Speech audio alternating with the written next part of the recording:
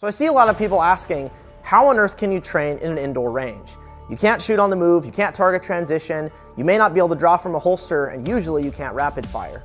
But the reality is there's still a lot you can do in a single lane on a single target. And today I want to go over some of that and show you guys exactly what you can do in an indoor range to build high standards of proficiency.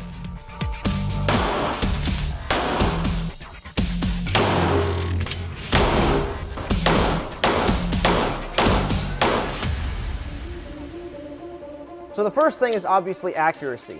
And you don't need a range that allows you to rapid fire to be able to work on this and focus on this. But one of the biggest problems I see people doing in an indoor range is they get one of the provided targets, it's a full human silhouette, humanoid or whatever, they put it at 5 yards, and since they can't rapid fire, they're shooting around a second, around every 2 seconds, but they're shooting into a target that's literally this big. That's not high standards of accuracy. To work on accuracy, you want to give yourself a smaller target. So what I like to do is I take our cadence circles off of our website. Honestly, it doesn't really matter what targets you use. You get a piece of paper and draw a square with a Sharpie or something. But something small that requires focus, requires finessing your sight picture, really making sure you're splitting the difference properly, and then put rounds into that. You don't have to shoot fast. You don't need to be able to rapid fire to do this. So I'm just going to demonstrate kind of what that looks like. I have a bunch of different pistols here. This is a stock Glock 17 with stock iron sights. Yes, I know they'll probably like break and fall off the gun, but they work fine nonetheless. So I'm going to load the gun, and I'm just going to slow fire. I'm not giving myself a timer. I'm not giving myself conditions. I'm just focusing on accuracy, shooting into these little circles at 5 yards. I can push it to 7 if I want, 10. I could even try to shoot them all the way at the end, which is 20. But we'll just go to 5. Top circle. Yeah, we're good.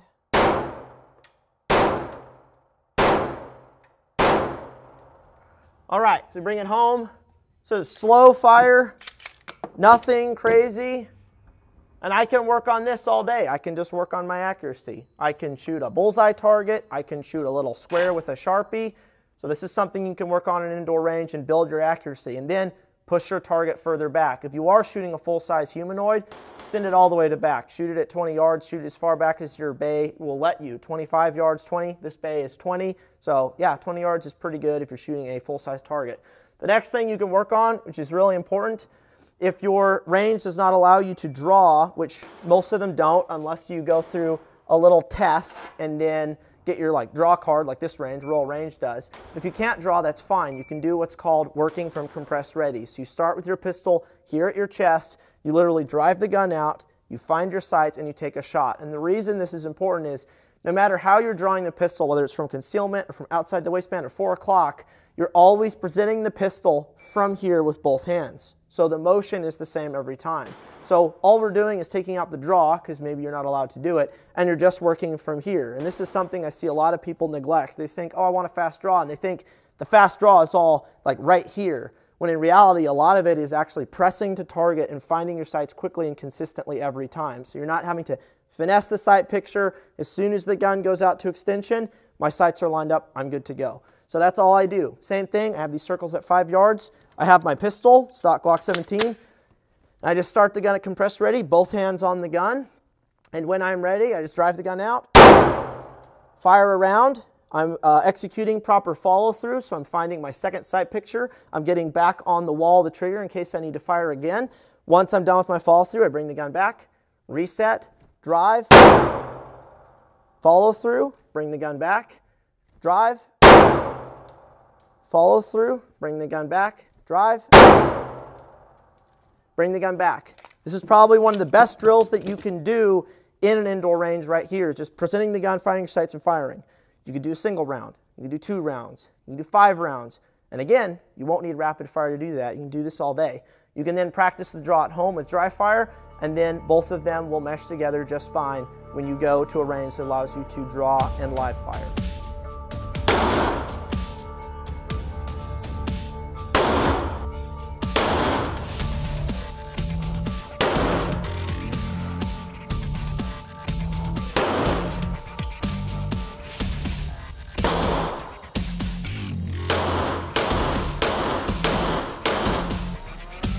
So as far as accuracy goes, here's a fun trick you can do. Take a regular letter piece of paper, fold it in half, and this makes a A-zone on a regular IPSC target. So if you don't have IPSC targets, because they're like $1 each for the cardboard ones, take a piece of paper, fold it, and this is an A-zone. And the actual A-zone is a little longer, but that's fine. Higher standards of accuracy. So I'm going to put this up. I'll put it over here. And we're going to send this all the way to the back, 15. And we are going to shoot 6 rounds from compressed ready. So slow fire. I'm not rapid firing because it's nice and far. And I know I'm shooting into an A zone, so this would translate over to shooting a regular IPSC target, USPSA target at 15 yards. I'll use my RMR 34.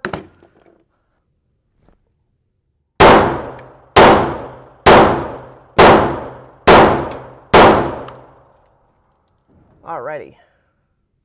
So 6 rounds at 15 into a A-zone size piece of paper. It's a good test you can do, and this target doesn't cost anything. It's literally a piece of paper folded in half. So 1, 2, 3, 4, 5, 6, and I'm good to go. So while you're shooting these drills, there's obviously things that you need to be watching and paying attention to, which is very easy to do because you're not adding in a lot of movement, you're not adding in target transitions. So the big one, obviously, you want to be watching is how you're gripping the pistol. Gripping the pistol in such a way that means the pistol is moving minimally. So I have a high tang grip with my dominant hand. My support hand comes in, fills these grooves, and I maintain this grip through all my drills shooting in here.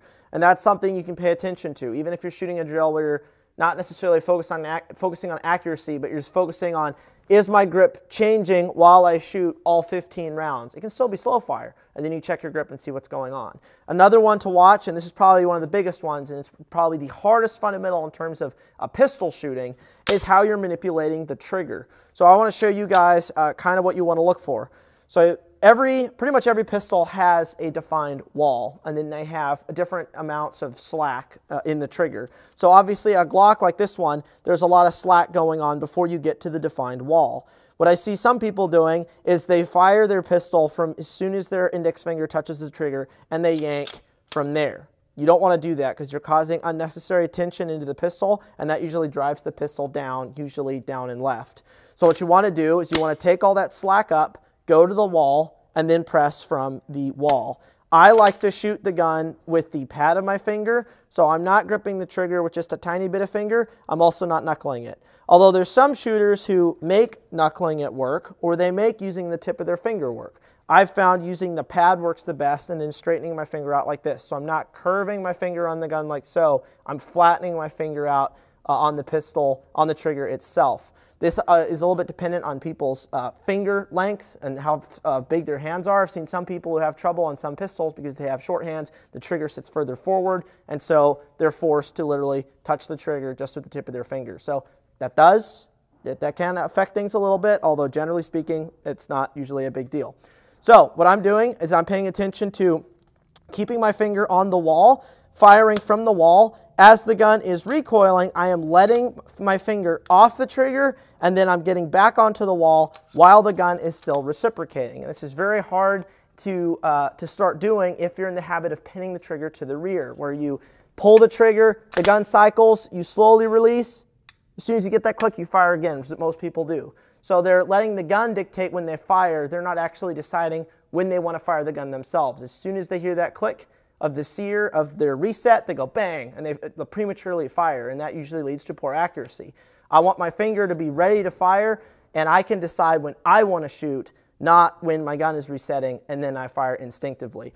So what I'm doing is I'm pressing the trigger, and then I'm releasing my finger very quickly to get back on the reset, and then I can take all the time in the world on the wall, ready to fire, and then fire when I want. So what that'll look like here, if I'm training this, I have a target here at 3 yards, and now I'm not necessarily focusing on accuracy in this case. I'm just focusing on what my finger is doing. So I don't really care what's happening here. I'm isolating out. I don't have to have Olympic accuracy every drill I shoot because I'm focusing right now on the trigger. So I'm literally just going to fire one round, and I'm paying attention to what my finger is doing. So this is what pinning the trigger to the rear sounds like. So you heard the click? And the problem is, a lot of people, and I used to do this when you pin the trigger to the rear, is you let it dictate when you fire. And that's bad because you're going to have poor standards of accuracy and you're letting the gun control you. You're not controlling the gun yourself. So what I do when I'm focusing on my trigger stuff is I'm not paying attention to what I'm, like the accuracy. I'm just going off the trigger, off the trigger, off the trigger, off the trigger, off the trigger.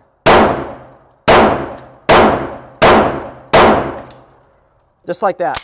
And I'm trying not to get that audible sear click. As soon as I fire, my finger's coming off, back onto the wall. Then I can check my sight picture, see if it's good to go, and then I fire again. So focus on that. It's very hard to get into a good habit of resetting the trigger and recoil, and it's something that could take you months, but you can easily do it in an indoor range.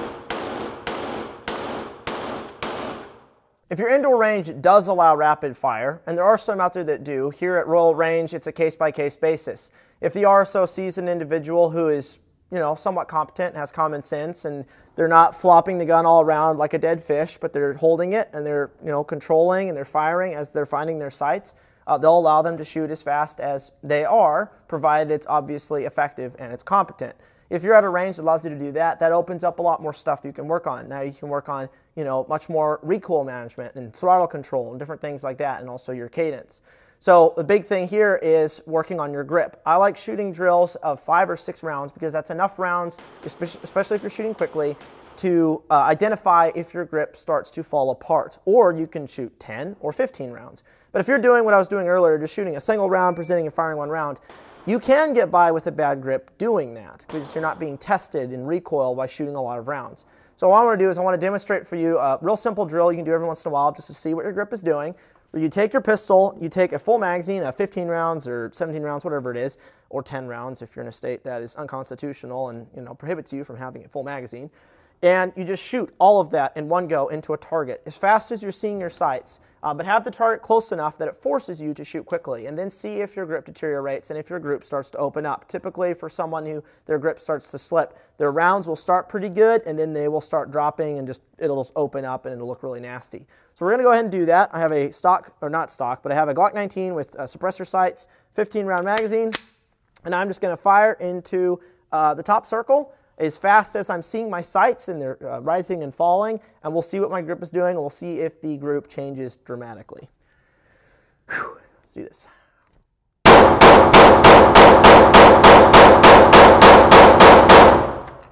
All right, so my grip did not change through that course of fire. Everything's inside, it's really nice. So now I know, okay, my grip isn't, it's not falling apart too much.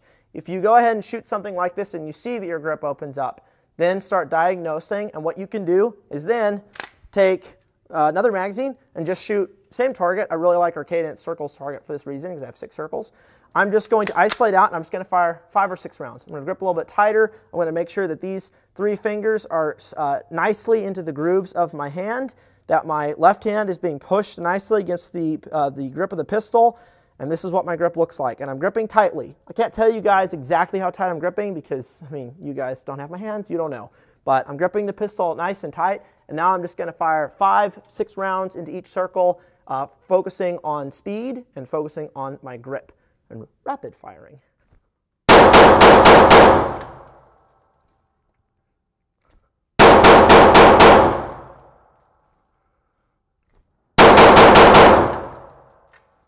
And that one threw one a little bit high. But my grip is good to go. I'm not losing my grip. So if you're in a range that allows you to rapid fire, this is a whole nother area that you can focus on and work on is throttle control. I can now push this target a little further away. I can shoot a bigger target much closer, and you can kind of see what's going on.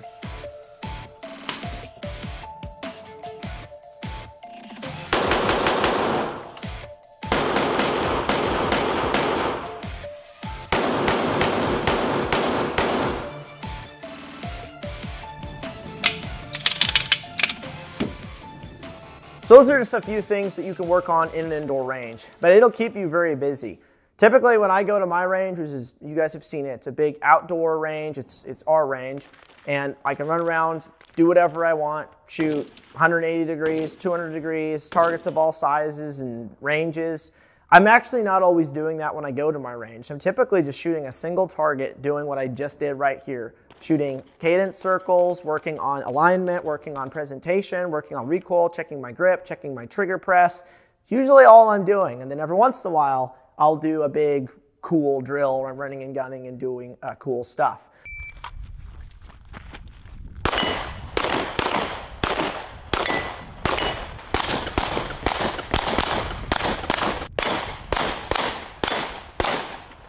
There's a lot you can do in an indoor range. You can probably spend years doing this in an indoor range to build high levels of competence and proficiency.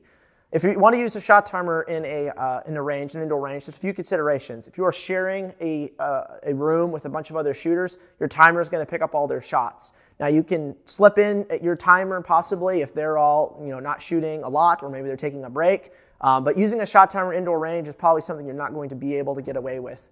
But maybe if there's only 1 or 2 people in there, you might be able to swing it. So I would say still have a shot timer so you can track how fast you're presenting the pistol, how fast you're getting that round off, or maybe you're checking your splits if you're shooting something a little bit faster. So that's something to think about. And then if you are in a place where you have an indoor range and so you can't run around, run and gun, things like that, consider looking up a shooting competition, IDPA, USPSA, or IPSC.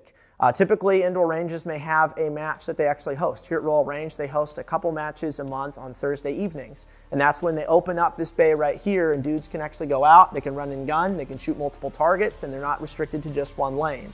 So do that if you want to actually draw, fire, move around, shoot multiple targets. Competition's a great way to build firearms proficiency. It won't get you killed in the streets like people say. It's a good way of learning how to do this and how to shoot. And at the end of the day, shooting a target, pressing the trigger, is exactly the same as if you're shooting a person. It's the same stuff going on. How you grip the pistol, how you align your sights, how you press the trigger. It's all the same stuff.